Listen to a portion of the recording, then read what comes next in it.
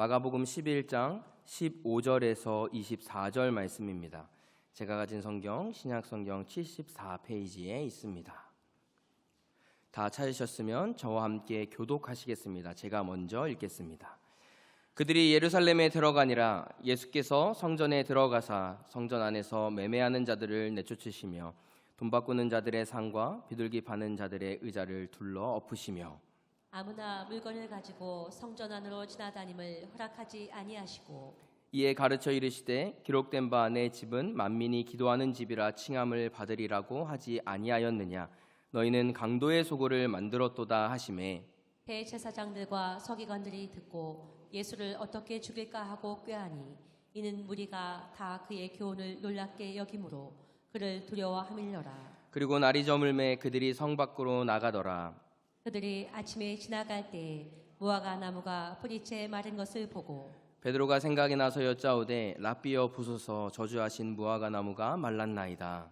예수께서 그들에게 대답하여 이르시되 하나님을 믿으라. 내가 진실로 너희에게 이르노니 누구든지 이 산더러 들리어 바다에 던져지라 하며 그 말하는 것이 이루어질 줄 믿고 마음에 의심하지 아니하면 그대로 되리라.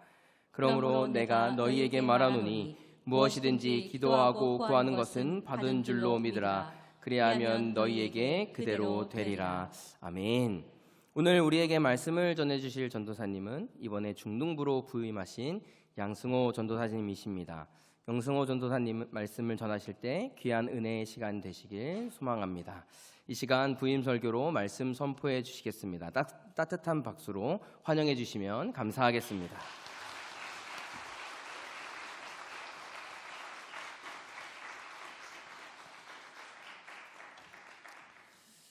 할렐루야. 옆 사람에게 이렇게 인사했으면 좋겠습니다. 함께 예배함이 기쁨입니다.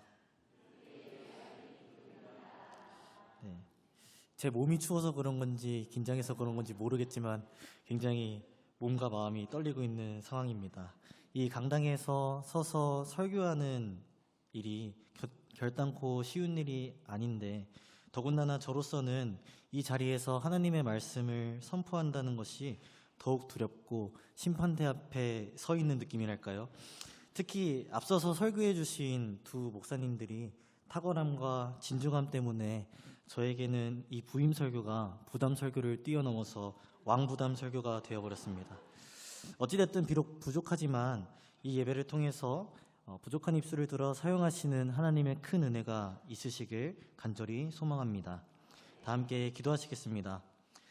완전하신 우리의 창조주 하나님 아버지, 오늘 이 수요일에 아버지께 예배하게 하여 주심에 감사합니다. 하나님께서 부족한 자들을 세우셔서 우리 교회를 이루시며 또 귀한 사역을 감당하게 해주심과 늘 우리 교회가 하나님께만 소망을 두어 예배하게 하여 주심에 감사합니다. 연말이 다가오므로 많은 변화와 많은 행사가 있는 중에 한 해를 마무리하며 하나님의 은혜를 기억하게 하여 주시고 또 다가올 한 해를 기대하여 우리가 늘 산 소망 안에 거하게 하여 주시옵소서. 말씀을 전하는 이 시간 가운데 두렵고 담대한 마음으로 하나님의 말씀을 가감없이 전하게 하여 주시고 듣는 자들에게 말씀이 뿌리내려 그로 인해 말씀으로 치열하게 살아내겠다는 믿음의 결실을 맺게 하여 주시옵소서. 감사드리며 이 모든 말씀 예수님의 이름으로 기도드립니다. 아멘. 오늘 본문인 마가복음 11장은 예수님께서 수많은 환영과 함께 예루살렘에 입성하심으로부터 시작됩니다. 이 본문을 잘 살펴보면 두 가지 이야기가 동시에 진행되고 있는 것을 확인할 수 있었습니다. 한 가지는 예루살렘 성전에서 일어나는 이야기, 그리고 또 다른 한 가지는 예수님께서 무화과 나무를 저주하는 두 가지 이야기가 짧은 단락과 또 짧은 단락으로 번갈아 가면서 동시에 진행되고 있는 것입니다. 다른 복음서는, 특히 마태복음에서는 같은 내용이라 할지라도 예루살렘 성전에서 이야기를 모두 마치고 난 뒤 무화과 나무 이야기를 배치하면서 각각 다른 에피소드로 바라보고 있고, 심지어 누가복음과 요한복음에는 예루살렘의 성전 이야기만 다루고 있고 무화과 나무의 이야기는 언급조차도 하지 않고 있습니다. 이러한 사실을 미루어 보았을 때 모든 복음서 중에서 가장 첫 번째로 쓰여졌다고 여겨지는 마감복음만이 특별하게 이 두 사건을 조화하여 한 가지 결론에 이르게 하기 위한 깊은 의도가 있지 않을까라는 의문을 품고 오늘 본문을 연구해 나가기 시작했습니다. 왜냐하면 이 예루살렘 성전 에피소드와 무화과나무 에피소드가 언뜻 보기에는 굉장히 뜬금없고 서로가 상관이 없는 이야기를 하고 있는 것 같아 보이기 때문입니다. 그렇다면 하나님께서는 어떠한 의도를 품고 마가에게 이 두 이야기를 동시에 번갈아 진행하게 하셨으며 이를 통해서 우리에게 하고픈 말씀이 무엇인지 본문을 통해 알아가 보도록 하겠습니다. 오늘 본문의 첫 시작은 예수님께서 나귀를 타고 예루살렘에 입성하시는 장면으로부터 시작되는데 예루살렘에 살고 있던 주민들은 호산나 찬송하리로다, 주의 이름으로 오시는 이여 찬송하리로다 라고 하면서 다윗의 자손이자 구약의 예언대로 나귀를 타고 오신 그리스도의 오심을 종려나무 가지를 흔들면서 환영하고 있습니다. 이들이 이렇게까지 환영을 하는 이유에는 무언가 분명한 목적이 있었을 거라고 생각됩니다. 그것은 바로 무엇이었냐면 구약의 예언대로 오시는 그리스도라는 자가 와서 로마의 압제와 통치로부터 해방하여 이스라엘의 독립과 자주적인 국가를 만들고자 하는 마음이었죠. 그리고 그를 통해서 다윗이 통치하던 그 영광의 시대를 이루고자 하는 생각이었습니다. 그러나 정작 예수님께서 이 땅에 오신 그 목적은 도리어 이 백성들을 섬기기 위하여 그리고 스스로 죽음을 통해서 하나님의 뜻을 이루어가는 것에 있었는데 말이죠. 그래서 예수님께서는 예루살렘에 들어와 본격적으로 하나님의 뜻을 이루기 위한 첫 단추를 끼우기 시작하셨습니다. 그것은 바로 오늘 읽은 구절에서 나오는 내용인 성전 정화 사건이었습니다. 다 함께 15절과 16절 말씀을 같이 읽어보았으면 좋겠습니다. 시작. 그들이 예루살렘에 들어가니라. 예수께서 성전에 들어가사 성전 안에서 매매하는 자들을 내쫓으시며 돈 바꾸는 자들의 상과 비둘기 파는 자들의 의자를 둘러 엎으시며 아무나 물건을 가지고 성전 안으로 지나다님을 허락하지 아니하시고. 아멘.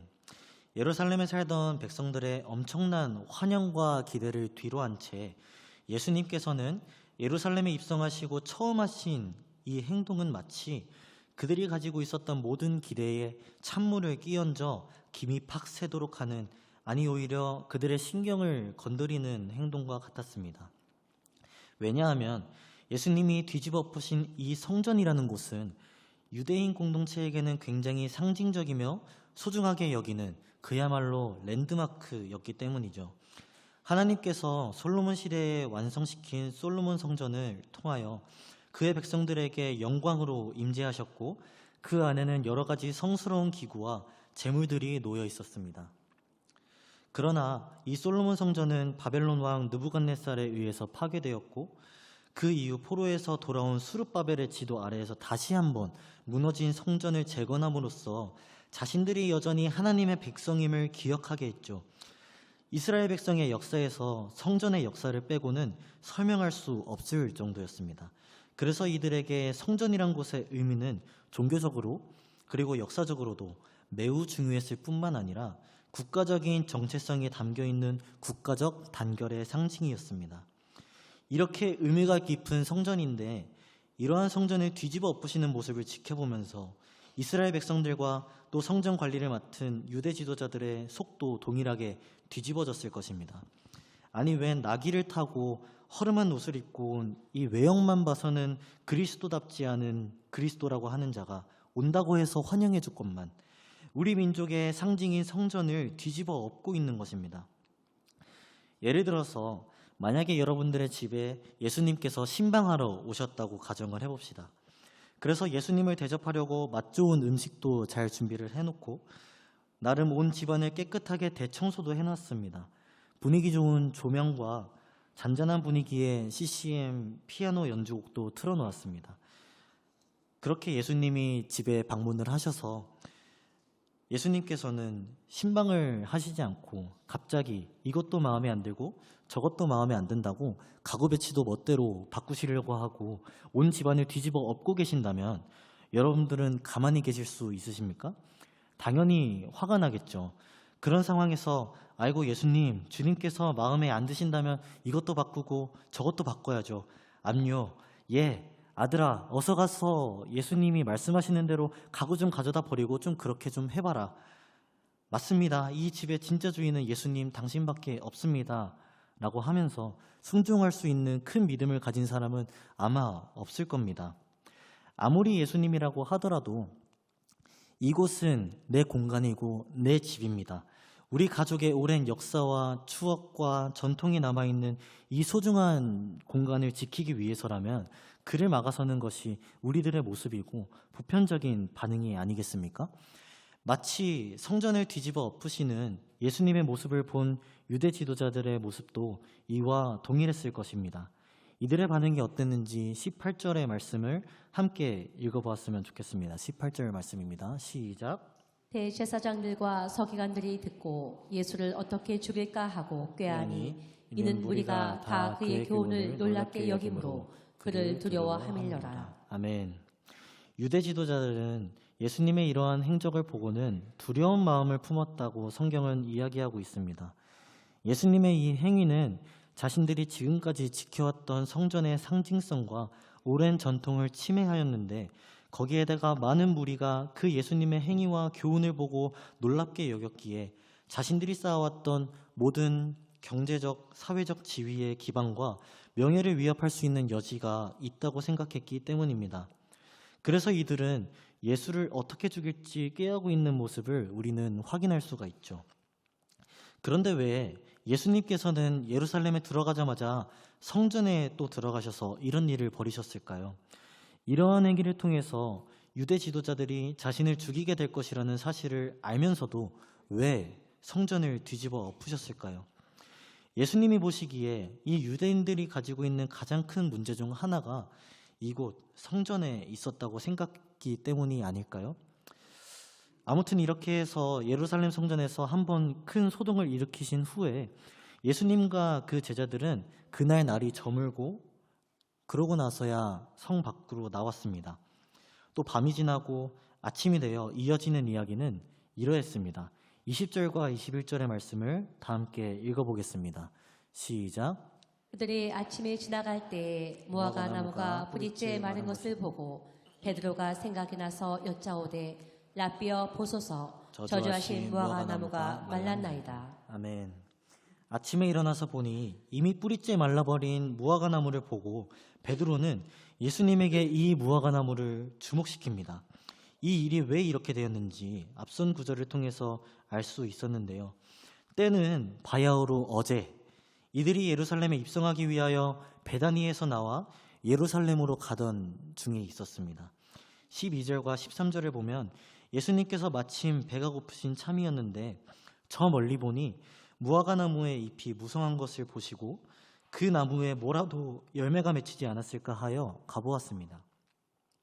그러나 가서 보니까 무성한 이파리 말고는 아무것도 발견하지 못한 것입니다. 그도 당연할 것이 그날의 계절이 어땠는지 자세히는 모르지만 그때에는 무화과 열매가 맺힐 철이 아니었기 때문이죠. 13절 말씀 하반절을 보면 가서 보신즉 잎사귀 외에 아무것도 없더라. 이는 무화과의 때가 아님이라 라고 얘기하고 있습니다. 그런데 예수님께서는 아직 열매 맺을 때가 되지 않아 당연히 열매를 맺지 않는 무화과 나무를 보시면서 엄청난 저주를 퍼붓고 있죠. 14절 말씀을 다 함께 읽었으면 좋겠습니다. 14절 말씀입니다. 시작. 예수께서 나무에게 말씀하여 이르시되 이제부터 영원토록 사람이 내게서 열매를 따먹지 못하리라 하시니 제자들이 이를 듣더라. 아멘. 무화과 나무의 입장에서 그리고 제3자의 입장에서 이 이야기를 접해 들었을 때에 굉장히 황당하지 않을 수가 없습니다. 유대 지방에 사셨던 예수님께서 무화과 열매가 맺히는 철을 모르시지도 않았을 텐데 도대체 무슨 영문으로 심통이 나셨길래 자연의 섭리에 따라서 때가 차지 않아 열매를 맺지 않는 이 나무에다가 대고 저주를 하시는 것인지 도무지 이해가 되지 않습니다. 그래서 이 본문은 심지어 반기독교 사상을 가진 자들이나 무신론 측에서 자주 회자하는 본문 중에 하나입니다. 나는 왜 기독교인이 아닌가라는 책을 쓴 버트런드 러셀이라는 영국의 논리학자이자 철학자는 그의 책을 통하여서도 이 본문을 인용하면서 예수님의 인격을 거론하며 비난하기도 할 정도로 우리는 이 스토리를 이해하기가 어렵습니다.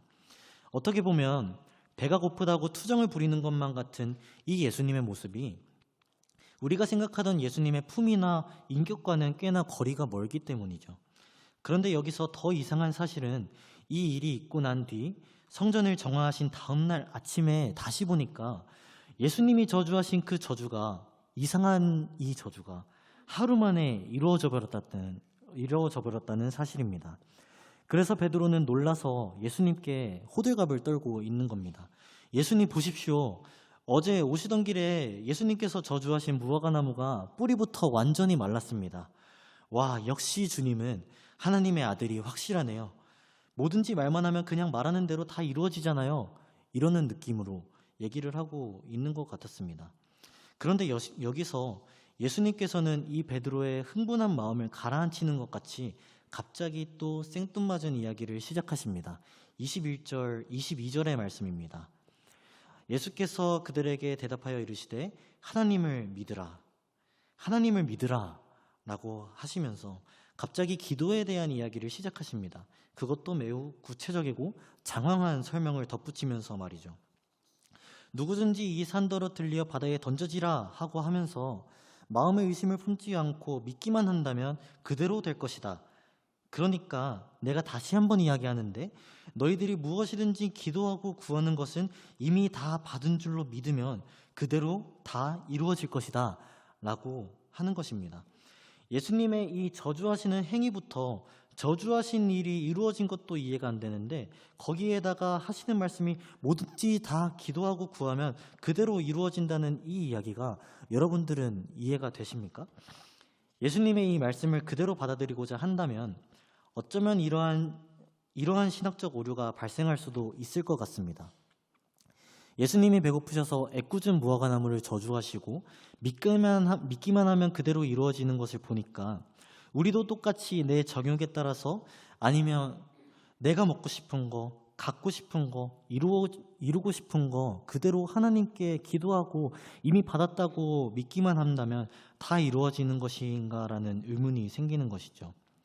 물론 우리 아버지 하나님께서는 우리의 필요를 다 아시고 가장 좋은 것으로 채우시는 분이라는 것도 맞습니다.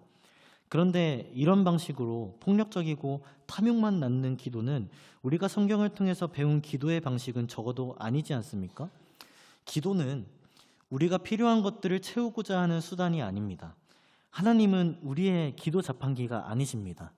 자판기에 동전을 넣고 버튼을 누르면 음료를 뱉어내는 것처럼 우리가 하나님께 원하는 것을 다 빌고 믿기만 한다면 하나님께서 우리의 원하는 바를 음료수 뱉어내듯이 뱉어내는 분이 아니라는 것을 우리가 다 경험하고 있지 않습니까?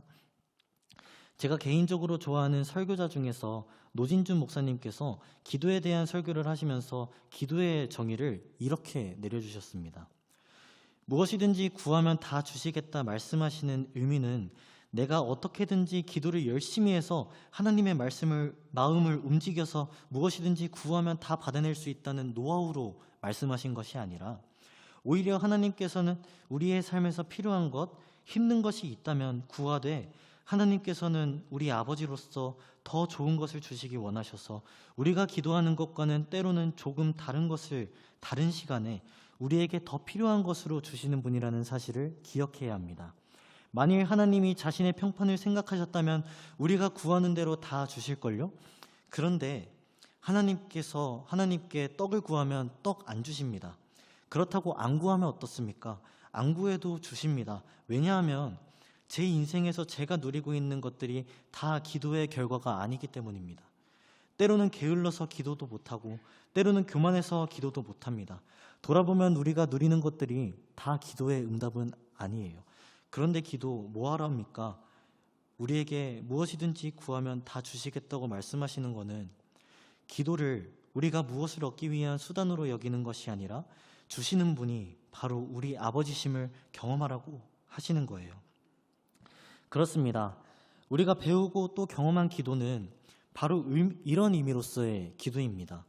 그런데 우리가 이미 알고 있던 이 기도의 의미와 오늘 읽은 무화과나무 이야기에서 예수님께서 하신 일과 기도에 대해서 말씀하시는 이 내용과는 무언가 맞지 않는다는 것을 여러분 느끼셨습니까?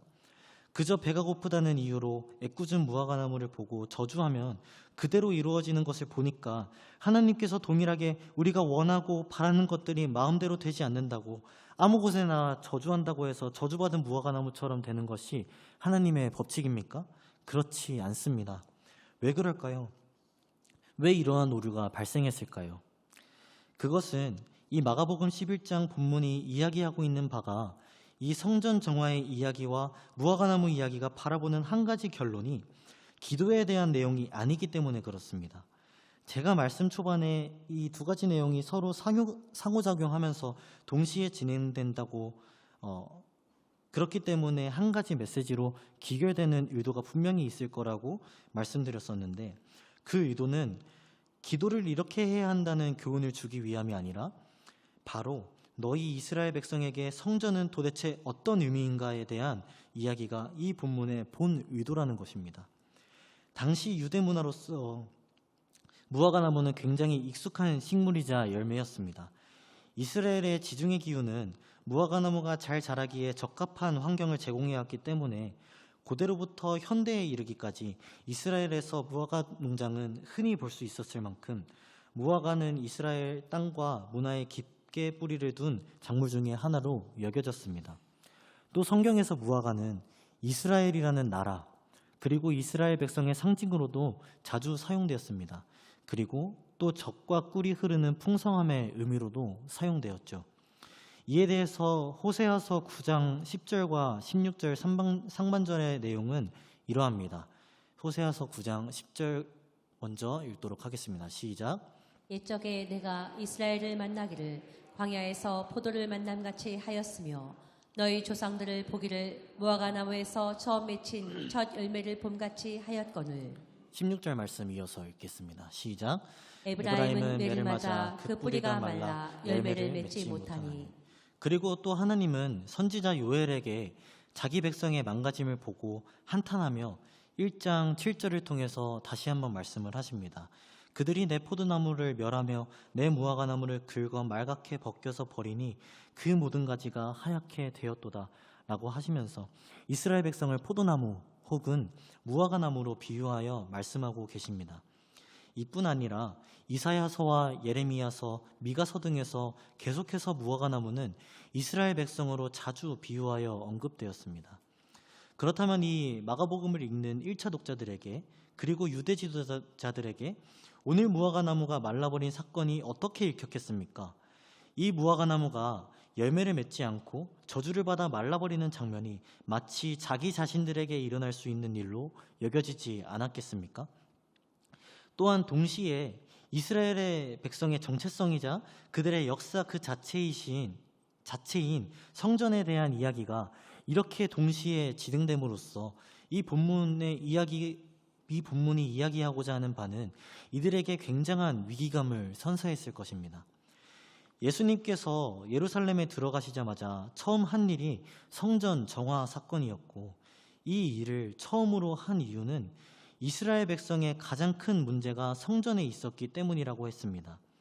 이 백성들이 성전에서 벌이고 있는 일이 무엇이었습니까? 장사를 하고 있었습니다.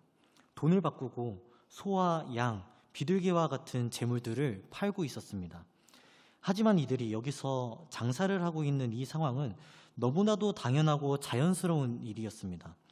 성전에서 주로 하는 일이 무엇입니까? 제사를 드려야죠. 그런데 이 예루살렘 성전에 방문하는 사람들이 먼 길을 오가야 되는데 자신의 거주지에서부터 이 짐승들을 끌고 오려면 얼마나 많은 힘이 필요했을까요? 지금처럼 교통이 잘 돼 있는 것도 아니었을 텐데요. 심지어는 그들의 제사법에 따라서 순전하고 온전하고 상처 없이 깨끗한 짐승을 하나님께 바쳐야 했으니 이 짐승을 다치지 않게 멀쩡한 상태로 집에서부터 끌고 멀리 예루살렘 성전까지 걸어오는 것은 불가능에 가까웠습니다. 그래서 하나님께 바칠 순전하고 깨끗한 짐승을 집이 아니라 여기 예루살렘 성전까지 와서 이곳에서 구매한 후에 제사하러 가는 것이 보통의 이스라엘의 문화였습니다. 그리고 이 재물을 사고 팔려면 또 무엇이 필요하겠습니까? 돈이 필요하죠. 화폐가 필요합니다. 로마의 통치를 받는 이 유대 지역의 기본 화폐는 로마 동전을 보통으로 사용하였는데, 이 로마 동전에는 로마 황제의 얼굴 등이 새겨 있어서 유대교의 법률에 따르면 신성한 장소에서는 사용할 수가 없는 돈이 돼버린 것입니다. 그래서 성전 안에서는 로마 동전을 유대교의 전통 동전으로 교환하는 서비스가 제공되어 있습니다. 성경적인 규정을 따르기 위한 매우 당연하고 자연스러운 일들이 지금 일어나고 있는 것입니다. 마치 철을 따라서 꽃이 피고 지며 무화과 열매를 맺고 또 맺지 않는 것과 같이 자연스러운 현상이었던 것입니다. 그런데 예수님, 도대체 이것이 뭐가 문제가 되는 것입니까? 이 성전에서 장사하고 돈을 바꾸는 일이 필연적이고 당연히 일어나야 하는 일인데 도대체 무엇이 마음에 드시지 않았던 것입니까? 라는 의문이 든다면 이에 대한 해답은 이렇습니다. 11장 17절의 말씀을 다 함께 읽어보았으면 좋겠습니다. 시작. 이에 가르쳐 이르시되 기록된 바 내 집은 만민이 기도하는 집이라 칭함을 받으리라고 하지 아니하였느냐. 너희는 강도의 소굴을 만들었도다 하시매. 예수님께서는 본래 성전이 뭐하는 곳이라고 이야기하고 있나요?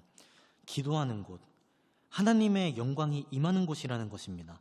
즉 성전은 기도하는 곳이며 하나님께서 아버지 되심을 경험하는 공간이 되어야 하는 것이 이스라엘 백성들이 성전에서 맺어야 할 열매인데, 기도의 열매는커녕 강도의 소굴을 만들어버렸다는 이 이야기를 하고 있는 것입니다. 바로 무화과 열매가 그 열매를 맺지 못하는 것과 같이 말이죠. 이들이 여기서 장사를 하고 돈을 바꾸는 행위가 그들의 문화와 역사에 따라 매우 자연스러운 섭리, 마치 아직 철이 안 되어서 열매를 맺지 못하는 것과 같이 자연스럽게 보이지만, 실제로 이들이 행하는 일은 성전에서 아버지 되신 하나님을 경험하여 그에게 기도하고 교제하는 것에 있지 아니하고 오직 재물을 사고 팔며 이득을 취하고 먹고 살기 위해서 이 성전을 강도의 소굴로 만들어버렸다는 이야기죠. 하나님께 제사를 드리기 위하여 시작한 일이었지만 이제는 왜 제사를 지내야 하는지 그 목적과 본질을 잃어버리고 삶을 안위하기 위한 수단이 되어버린 이 열매 맺지 못하는 성전을 보시면서 예수님께서는 어떤 마음이 들었겠습니까? 내 집이 내 백성들과 함께 대화하고 교제하는 아름다운 일들이 일어나길 소망하며 열어둔 우리 아버지의 집이 본래 목적과 본질을 잃어버리고 그곳에서 장사나 하고 있으니 얼마나 화가 치밀어 올랐겠습니까? 예수님께서 우리 집에 신방 오셔서 온 집안을 망치는 거라고 생각했는데 사실 이 집의 참 주인은 내가 아니라 오직 우리 주님이시라는 것입니다.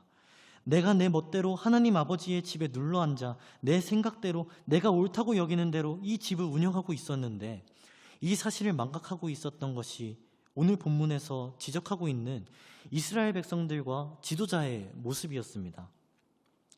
그래서 예수님께서 22절의 말씀을 통해 하나님을 믿으라 라고 말씀하고 계시는 것입니다. 너희 이스라엘 백성들아, 너희에게 있어서 성전이 정말 소중하고 귀중한 곳이라는 것을 내가 다 안다. 하지만 너희들이 성전 그 자체를 바라보고 의지하고 소망하는 것이 아니라 너희가 진짜 믿어야 할 그 대상은 이 성전의 참 주인인 하나님이다. 그리고 너희가 성전 믿지 말고 누구요? 하나님을 믿으라는 것입니다. 하나님을 믿으라 라고 뜬금없이 얘기를 하고 계시는 것이 아니라 이러한 의미를 가지고 말씀하셨다는 것입니다. 하나님의 선하심을 믿으라는 것입니다. 하나님의 아버지 되심을 믿으시라는 것입니다. 여기서 이렇게 삶을 영위하고 먹고 살려고 혈안되지 않아도 아버지께서 너희의 아픔과 기도 제목을 알고 채워주시는 분임을 믿으라는 것입니다.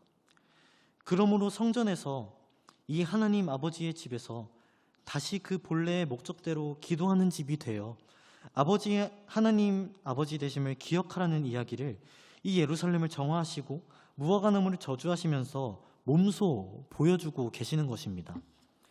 사랑하는 여러분, 이 이야기를 오늘 우리에게 적용을 해봅시다. 우리에게 있어서 성전은 어디입니까? 사랑하는 이 열방교회가 아니겠습니까? 감히 제가 이 자리에서 이런 이야기를 할 자격이 있는지는 잘 모르겠습니다. 그러나 우리 모두가 하나님의 말씀을 따라 다시 한번 내가 우리 하나님이 세우신 교회를 어떻게 바라보고 있는지 점검해보는 시간이 되기를 원합니다.